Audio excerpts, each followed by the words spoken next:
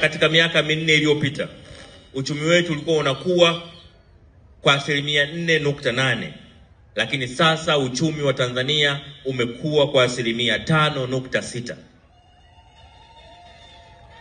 Na hii ina mchango wa pekee katika kubakiza bei zetu katika mtangamano.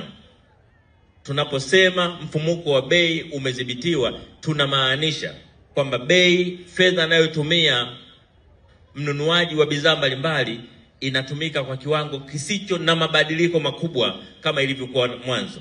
Kwa nguvu ya mnunuzi, thamani ya fedha aliyonayo inakuwa kubwa kulingana na mahitaji yake. Kwa hiyo nasema katika jambo hili lazima wana CCM, lazima wa Tanzania tuone mchango wa rais wetu, mchango wa serikali ya CCM katika kuweka maisha yetu kuendelea kuwa mazuri siku hadi siku. Lakini pia katika sekta ya ukuaji wa uchumi, rais wetu amefanya kazi kubwa katika kuimarisha diplomasia ya uchumi duniani. Kupitia balozi zetu mbalimbali, rais wetu ameweza kutengeneza mazingira ambayo yamefanya tuweze kupata wawekezaji wengi kutoka nje ya nchi, lakini vile vile tuweze kuuza bidhaa zetu bila kikwazo katika nchi mbalimbali duniani. Na hivyo biashara zetu kuweza kutuletea fedha za kigeni.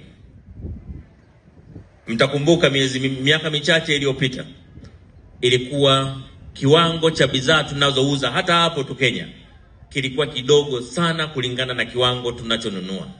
Lakini sasa kiwango tunachouza Kenya ni kikubwa kuliko kiwango tunachonunua. Hii ni matokeo ya sera nzuri.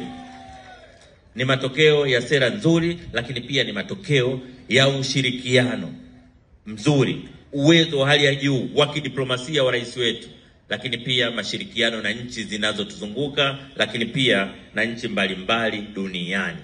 Kwa hiyo kipekee lazima tuone fahari tunapojitambulisha na Rais Samia, tunapojitambulisha na Chama cha Mapinduzi. Hapo vipi?